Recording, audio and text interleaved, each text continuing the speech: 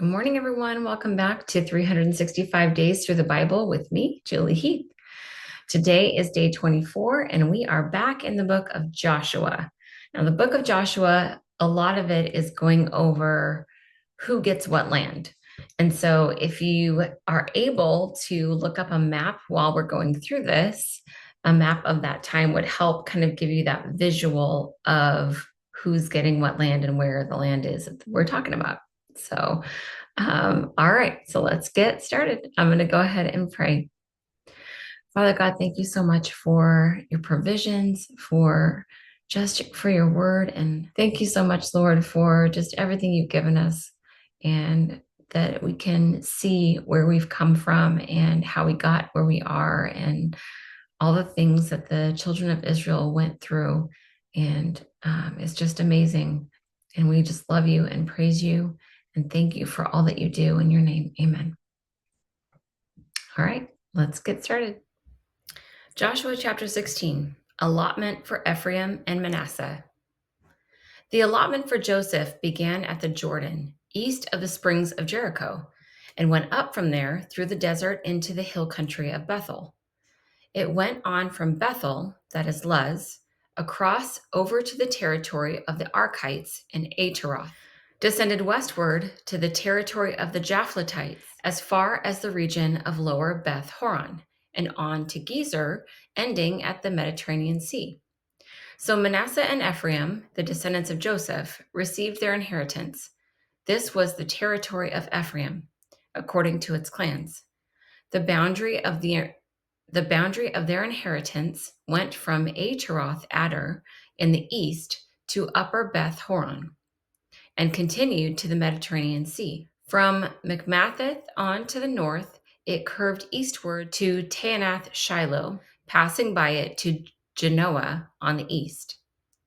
Then it went down from Genoa to Ataroth and Naarah, touched Jericho, and came out at the Jordan. From Tappuah, the border went west to the Cana ravine and ended at the Mediterranean Sea. This was the inheritance of the tribe of the Ephraimites, according to its clans. It also included all the towns and their villages that were set aside for the Ephraimites within the inheritance of the Manassites. They did not dislodge the Canaanites living in Gezer. To this day, the Canaanites live among the people of Ephraim, but are required to do forced labor. Joshua chapter 17. This was the allotment for the tribe of Manasseh as Joseph's firstborn, that is, for Machir, Manasseh's firstborn. Machir was the ancestor of the Gileadites, who had received Gilead and Bashan because the Machirites were great soldiers. So this allotment was for the rest of the people of Manasseh, the clans of Abiezer, Helek, Azriel, Shechem, Hepher, and Shemida. These are the other male descendants of Manasseh, son of Joseph, by their clans. Now Zelophehad, son of Hepher, the son of Gilead, the son of Machir, the son of Manasseh, had no sons, but only daughters, whose names were Mahalath, Noah, Hoglah, Milcah, and Tirzah. They went to Eleazar the priest, Joshua son of Nun, and the leaders, and said, "The Lord commanded Moses to give us an inheritance among our relatives." So Joshua gave them an inheritance along with the brothers of their father, according to the Lord's command. Manasseh's share consisted of 10 tracts of land besides Gilead and Bashan, east of the Jordan, because the daughters of the tribe of Manasseh received an inheritance among the sons. The land of Gilead belonged to the rest of the descendants of Manasseh. The territory of Manasseh extended from Asher to Mikmetheth, east of Shechem. The boundary ran southward from there to include the people living in Tappuah. Manasseh had the land of Tappuah, but Tappuah itself on the boundary of Manasseh belonged to the Ephraimites. Then the boundary continued south to the Cana ravine. There were towns belonging to Ephraim lying among the towns of Manasseh, but the boundary of Manasseh was the northern side of the ravine and ended at the Mediterranean Sea. On the south, the land belonged to Ephraim, on the north, to Manasseh. The territory of Manasseh reached the Mediterranean Sea and bordered Asher on the north and Issachar on the east. Within Issachar and Asher, Manasseh also had Bethshan, Ibleam, and the people of Dor, Endor, Taanach, and Megiddo, together with their surrounding settlements. The third in the list is Naphath. Yet the Manassites were not able to occupy these towns, for the Canaanites were determined to live in that region. However, when the Israelites grew stronger, they subjected the Canaanites to forced labor, but did not drive them out completely. The people of Joseph said to Joshua, "Why have you given us only one allotment and one portion for an inheritance? We are a numerous people, and the Lord has blessed us abundantly." "If you are so numerous," Joshua answered, "and if the hill country of Ephraim is too small for you, go up into the forest and clear land for yourselves there, in the land of the Perizzites and Rephaites." The people of Joseph replied, "The hill country is not enough for us, and all the Canaanites who live in the plain have chariots fitted with iron, both those in Beth Shan and its settlements, and those in the valley of Jezreel." But Joshua said to the tribes of Joseph, to Ephraim and Manasseh, "You are numerous and very powerful. You will have not only one allotment, but the forested hill country as well. Clear it, and its farthest limits will be yours. Though the Canaanites have chariots fitted with iron, and though they are strong, you can drive them out." Joshua chapter 18, division of the rest of the land. The whole assembly of the Israelites gathered at Shiloh and set up the tent of meeting there. The country was brought under their control, but there were still 7 Israelite tribes who had not yet received their inheritance. So Joshua said to the Israelites, "How long will you wait before you begin to take possession of the land the Lord, the God of your ancestors, has given you? Appoint 3 men from each tribe. I will send them out to make a survey of the land and to write a description of it according to the inheritance of each. Then they will return to me. You are to divide the land into 7 parts. Judah is to remain in its territory on the south, and the tribes of Joseph in their territories on the north. After you have written descriptions of the 7 parts of the land, bring them here to me, and I will cast lots for you in the presence of the Lord our God. The Levites, however, do not get a portion among you, because the priestly service of the Lord is their inheritance. And Gad, Reuben, and the half tribe of Manasseh have already received their inheritance on the east of the Jordan. Moses, the servant of the Lord, gave it to them. As the men started on their way to map out the land, Joshua instructed them, "Go and make a survey of the land and write a description of it. Then return to me, and I will cast lots for you here at Shiloh in the presence of the Lord." So the men left and went through the land. They wrote its description on a scroll, town by town in 7 parts, and returned to Joshua in the camp at Shiloh. Joshua then cast lots for them in Shiloh in the presence of the Lord, and there he distributed the land to the Israelites according to their tribal divisions. Allotment for Benjamin. The first lot came up for the tribe of Benjamin according to its clans. Their allotted territory lay between the tribes of Judah and Joseph. On the north side, their boundary began at the Jordan, passed the northern slope of Jericho, and headed west into the hill country, coming out at the wilderness of Beth Aven. From there, it crossed to the south slope of Luz, that's Bethel, and went down to Ataroth Adar on the hill south of lower Beth Horon. From the hill facing Beth Horon on the south of the boundary, turned south along the western side and came out to Kiriath Baal, that is Kiriath Jearim, a town of people in Judah. This was the western side. The southern side began at the outskirts of Kiriath Jearim on the west, and the boundary came out at the spring of the waters of Nephtoah. The boundary went down to the foot of the hill facing the valley of Ben Hinnom, north of the valley of Rephaim.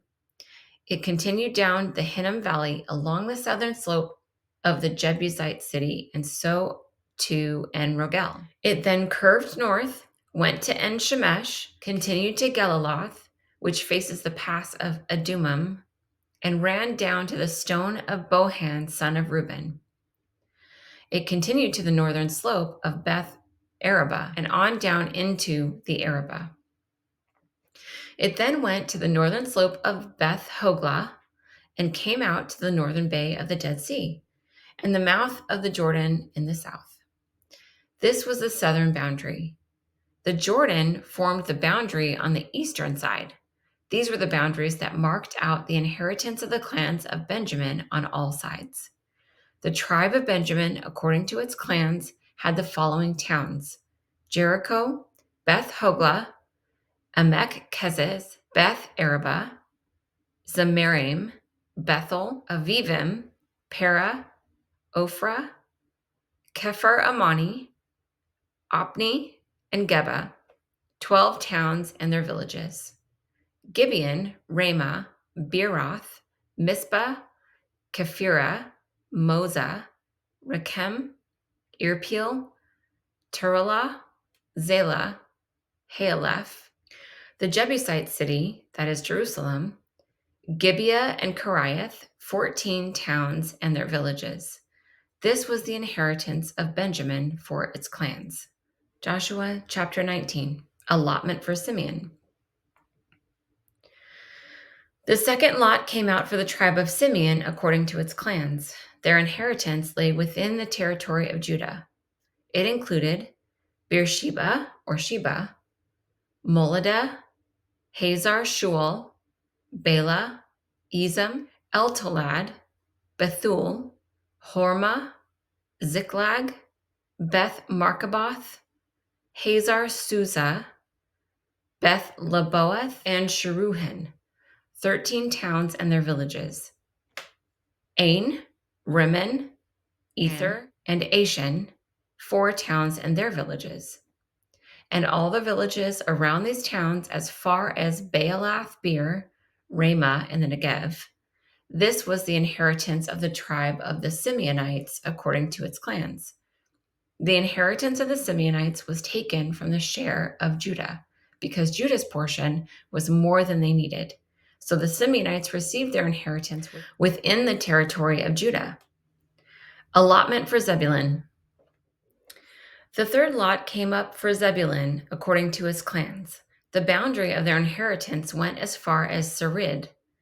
Going west, it ran to Maralah, touched Dabasheth, and extended to the ravine near Jokneam. It turned east from the Sarid toward the sunrise to the territory of Kisloth Tabor and went on to Debarath and up to Japhia. Then it continued eastward to Gath Hefer and Eth Kazan. It came out at Rimmon and turned toward Neah. There the boundary went around on the north to Hanathon and ended at the valley of Ifta-El. Included were Katath, Nahalal, Shimron, Idalah, and Bethlehem. There were 12 towns and their villages. These towns and their villages were the inheritance of Zebulun according to its clans. Allotment for Issachar. The fourth lot came out for Issachar according to its clans. Their territory included Jezreel, Kesaloth, Shunem, Hapharaim, Cheyenne, Anaharath, Rabbith, Kishion, Ebez, Ramoth, En-Ganim, and Haddah, and Beth Pazez. The boundary touched Tabor, Shehazuma, and Beth Shemesh, and ended at the Jordan. There were 16 towns and their villages. These towns and their villages were the inheritance of the tribe of Issachar, according to its clans. Allotment for Asher. The fifth lot came out for the tribe of Asher, according to its clan. Their territory included Helkath, Hali, Beton, Akshaph, Alamelech, Amad, and Mishal. On the west, the boundary touched Carmel and Shihor Libnath. It then turned east toward Beth Dagon, touched Zebulun in the valley of Ifta-el, and went north to Beth Emek and Neiel, passing Kabul on the left.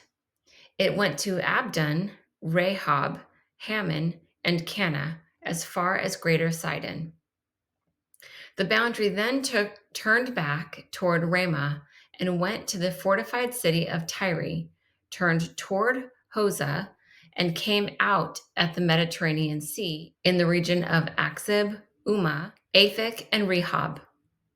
There were 22 towns and their villages. These towns and their villages were the inheritance of the tribe of Asher, according to its clans. Allotment for Naphtali. The sixth lot came out for Naphtali, according to its clans. Their boundary went from Heleph and the large tree in Ze-Ananim, passing Adami Nekeb and Jabneel to Lacham and ending at the Jordan. The boundary ran west through Aznoth Tabor and came out at Hukok. It touched Zebulun on the south, Asher on the west, and the Jordan on the east. The fortified towns were Ziddim, Zur, Hamath, Raketh, Kinnereth, Admah, Ramah, Hazor, Kadesh, Edrei, En-Hazor, Iron, Migdal El, Horem, Beth Anath, and Beth Shemesh. There were 19 towns and their villages. These towns and their villages were the inheritance of the tribe of Naphtali, according to its clans. Allotment for Dan. The seventh lot came out for the tribe of Dan, according to its clans. The territory of their inheritance included Zorah, Eshtaol, Ir Shemesh, Shea Alabin, Ai Jalan, Ithla, Elon, Timnah, Ekron, Eltekeh, Gibbethon, Baalath, Jehud, Ben Berak, Gath Rimmon, Mejarkon, and Rakan, with the area facing Joppa. When the territory of the Danites was lost to them, they went up and attacked Leshem, took it, put it to the sword, and occupied it. They settled in Leshem and named it Dan after their ancestor. These towns and their villages were the inheritance of the tribe of Dan according to its clans. Allotment for Joshua. When they had finished dividing the land into its allotted portions, the Israelites gave Joshua, the son of Nun, an inheritance among them, as the Lord had commanded. They gave him the town he asked for, Timnah-Serah, in the hill country of Ephraim, and he built up the town and settled there. These are the territories that Eleazar the priest, Joshua son of Nun, and the heads of the tribal clans of Israel assigned by lot at Shiloh, in the presence of the Lord at the entrance to the tent of the meeting. And so they finished dividing the land. Joshua chapter 20. Cities of refuge. Then the Lord said to Joshua, "Tell the Israelites to designate the cities of refuge as I instructed you through Moses, so that anyone who kills a person accidentally and unintentionally may flee there and find protection from the avenger of blood. When they flee to one of these cities, they are to stand in the entrance of the city gate and state their case before the elders of that city. Then the elders are to admit the fugitive into their city and provide a place to live among them. If the avenger of blood comes in pursuit, the elders must not surrender the fugitive, because the fugitive killed their neighbor unintentionally and without malice aforethought. They are to stay in that city until they have stood trial before the assembly and until the death of the high priest who is serving at the time. Then they may go back to their own home in the town from which they fled." So they set apart Kadesh in Galilee, in the hill country of Naphtali, Shechem in the hill country of Ephraim, and Kiriath Arba, that is Hebron, in the hill country of Judah.